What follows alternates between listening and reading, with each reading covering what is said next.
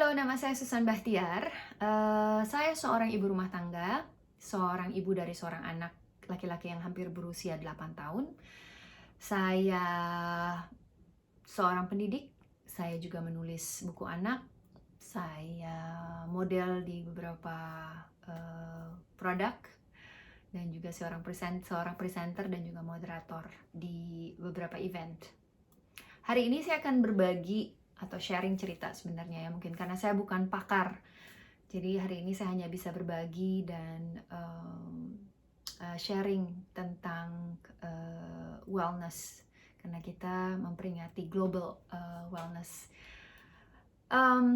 Wellness atau gaya hidup sehat ya mungkin ya.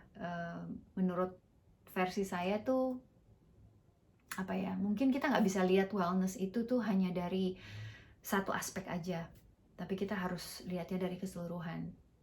Misalnya aspeknya bukan hanya makanan aja, tapi selain makanan untuk menjalankan gaya hidup sehat juga physically kita harus juga seperti berolahraga, kemudian mentally apa yang kita lakukan untuk mental kita. Kalau saya boleh cerita sedikit,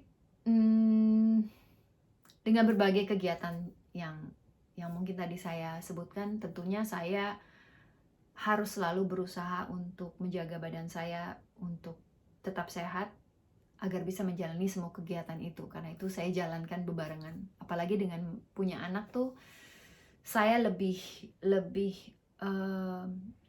aware lagi yang namanya kesehatan, dan bagaimana saya juga bisa menerapkan itu ke dalam lingkungan keluarga saya, memberikan makanan sehat, mencontohkan kegiatan-kegiatan yang positif kepada anak dan kepada suami. Kalau boleh dilihat ke belakang, sebenarnya yang membuat saya lebih aware menjalankan gaya hidup sehat sebenarnya adalah karena almarhum ayah saya.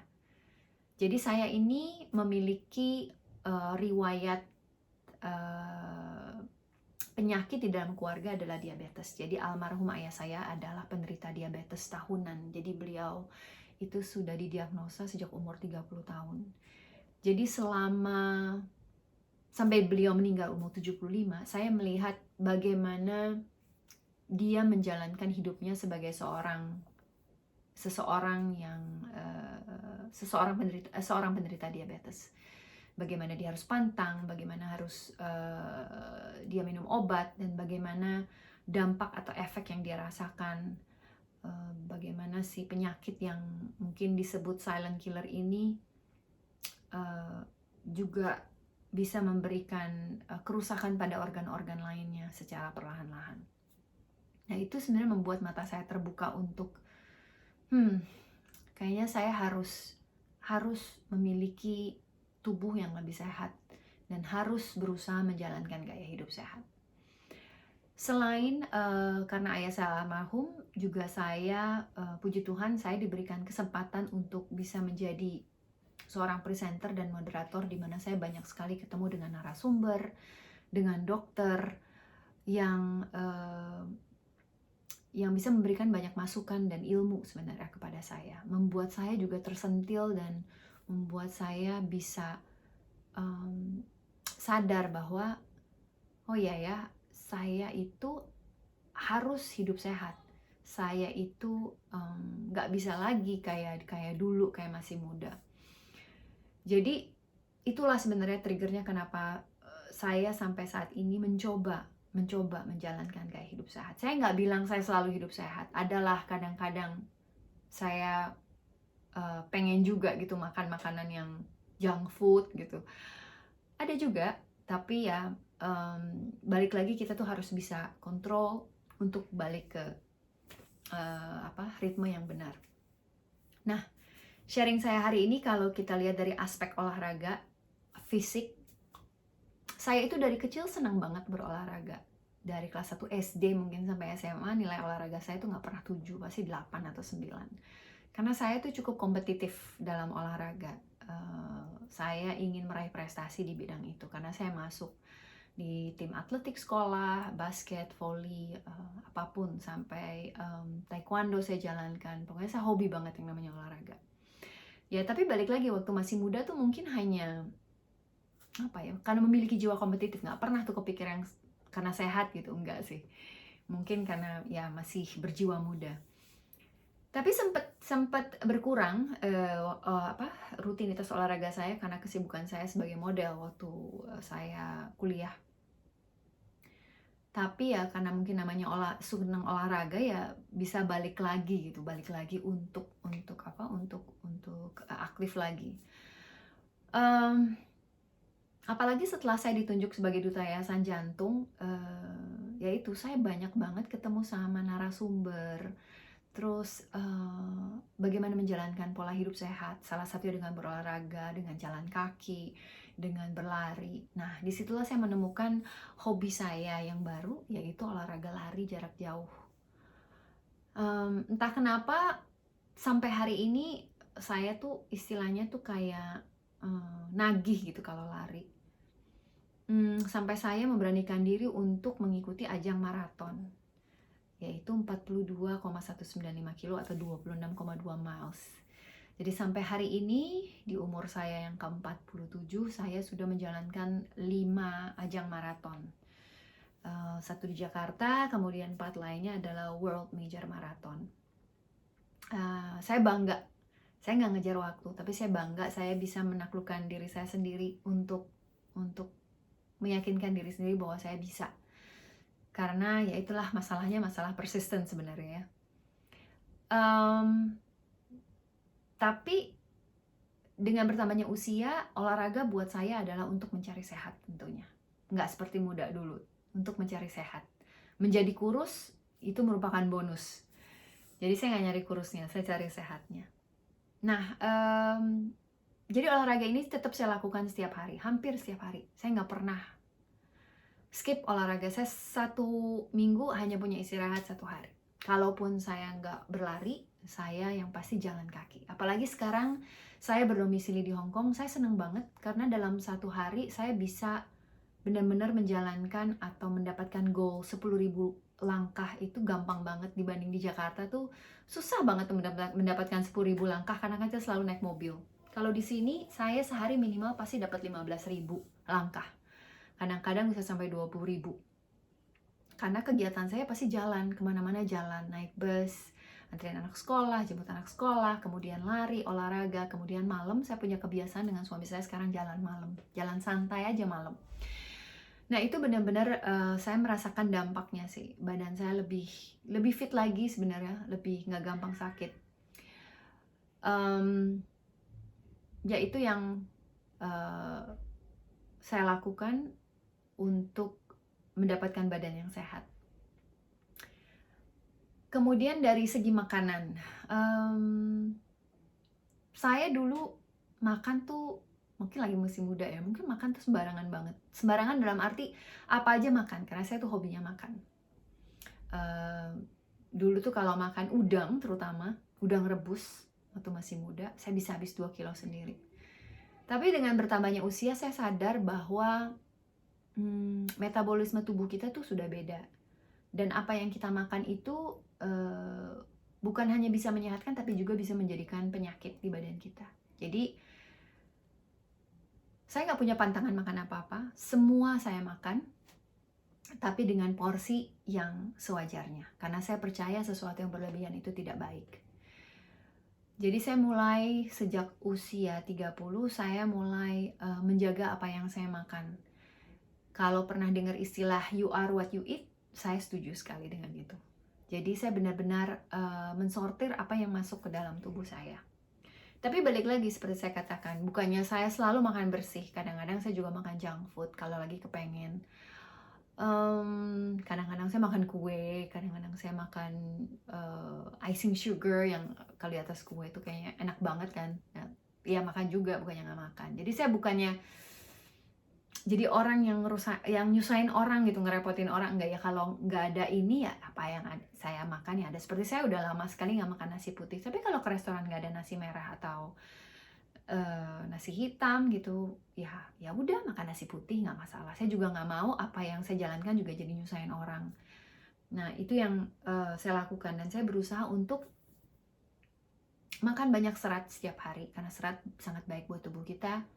Kemudian makan karbohidrat tetap makan, tapi saya lebih memilih sekarang karbohidratnya karbohidrat kompleks seperti umbi-umbian, kemudian protein nabati, hewani juga saya makan, ikan. Cuma memang belakangan ini saya menghindari daging merah. Jadi lebih banyak makan ayam dan juga lebih banyak makan ikan. Nah, itu yang saya lakukan. Kemudian ya dari segi makanan itulah, buah-buahan itu pasti saya makan, minum air putih itu pasti saya lakukan. It's a very common sense. Sesekali saya social drinker, jadi bukannya saya juga nggak minum alkohol, saya minum tapi wine bukannya liquor. Kalau ada event, kalau ada occasion apa gitu, saya pasti minum. Tapi saya sangat against atau tidak merokok. Pernah nyoba, pernah minum minuman liquor, pernah. Karena ayah ibu saya adalah orang yang sangat sangat terbuka, sangat bebas. Jadi beliau ini memberikan kepada kita bir, liquor, rokok, sigar untuk kita coba. Jadi kita tahu apa rasanya. Dan beliau ini juga memberikan apa dampaknya bagi kesehatan. Jadi kita, karena saya punya 4 kakak perempuan, jadi kita tuh semua tahu dan kita sudah merasakan, dan oke, kita nggak suka ya, jadi ya udah. Jadi saya mencoba menjalankan itu semua, berolahraga teratur, kemudian mencoba makan makanan sehat, tidak minum alkohol berlebihan, dan juga ya tidak merokok. Kemudian ada lagi sebenarnya dari yang menurut saya sangat penting, aspek mental. Jadi melakukan gaya hidup sehat, jika kita mau sehat, kita juga harus perhatikan mental kita, di dalam diri kita itu seperti apa. Karena dari kita rajin berolahraga, kita makan makanan sehat, kemudian kita tidak merokok, tapi penting sekali kita memiliki mental yang sehat.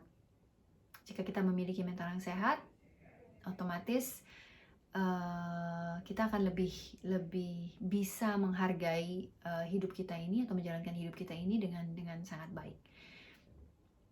Jadi kalau saya, kan kita sering banget dengar orang ngomong, aduh stres banget ya. Nah ya itu, kita nggak pernah bisa menghilangkan stres. Stres itu akan selalu ada. Tapi bagaimana kita mengatasi stres? Kalau saya diajarkan di Yayasan Jantung Indonesia, kita nggak bisa menghilangkan stres, kita bisa mengatasinya. Dengan apa? Ya dengan melakukan hal-hal yang kita suka.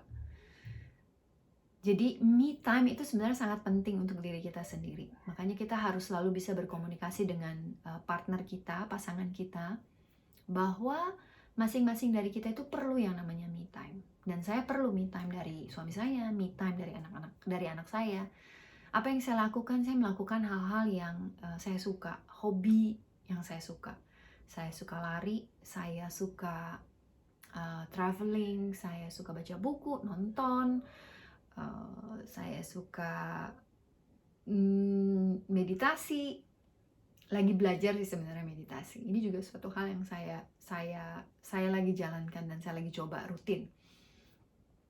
Jadi melakukan hal-hal yang kita suka tuh sebenarnya membuat kita lebih bisa menghargai hidup sebenarnya. Bahwa kita punya waktu sedikit kita jalankan dengan melakukan apa yang kita suka. Karena dengan begitu kita lebih bisa moving forward dengan apa ya, dengan senang gitu. Karena bagi saya rasa berterima kasih dan rasa bersyukur itu membuat kita lebih bisa menghargai hidup kita sendiri. Dan jika kita memiliki jiwa yang tenang, jiwa yang positif, dengan melakukan apa yang kita suka dan membuat hati kita senang, ya itu merupakan suatu poin plus untuk membuat jiwa kita sehat.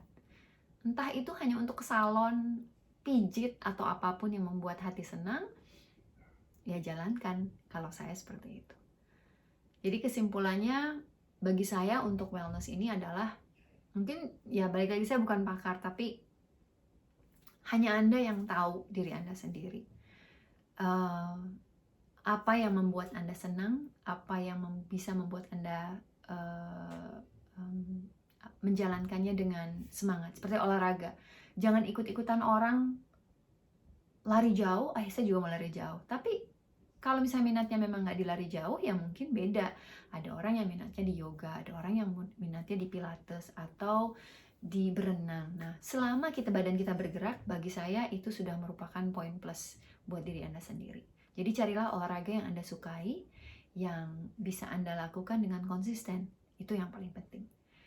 Kemudian untuk makanan, yaitu makan apa aja nggak masalah kok, tapi makanlah dengan sewajarnya, jangan berlebihan, karena sesuatu yang berlebihan ujung-ujungnya pasti nggak baik. Tapi dengan bertambahnya usia, kalau saya menyarankan kita sebenarnya lebih memilah-milah, terutama gula, karena bagi saya tuh gula sebenarnya biang penyakit. Jadi kalau kita mengurangi gula aja, itu sudah membantu kita untuk membuat badan kita sehat. Dan olahraga, mental, dan makanan sudah, tapi yang paling penting adalah kenalilah riwayat penyakit keluarga. Itu sangat penting. Kalau kita sudah tahu memiliki riwayat penyakit apa aja di dalam keluarga, itu bisa membantu kita untuk lebih hati-hati. Karena bagaimanapun mencegah lebih baik daripada mengobati. Dan satu hal yang mungkin menjadi tips, lakukanlah medical check up setiap tahun. Banyak orang takut, banyak orang malas. Memang sih kayak ngambil rapot sebenarnya kalau nungguin hasil dari dokter tuh, tapi ya harus kita jalankan, karena bagaimanapun ya amit-amit kalau kita menemukan sesuatu penyakit, setidak-tidaknya kita bisa maksudnya bisa diketahuinya lebih dini dan bisa ditanganinya lebih awal. Sebagaimanapun sehat kita makan, berapa seringnya kita olahraga, mencoba segala asupan makanan, menjaga jiwa kita supaya lebih happy, lebih sehat. Balik lagi, hanya Tuhan yang tahu umur kita sampai kapan. Tapi ada baiknya kita selalu menjaga untuk selalu berhati-hati dan selalu mencoba menjalankan gaya hidup sehat sendiri. Jika Anda sayang dengan keluarga, lakukanlah ini bukan hanya untuk Anda sendiri, tapi juga harus Anda lakukan untuk keluarga Anda. Oke, terima kasih untuk sharingnya.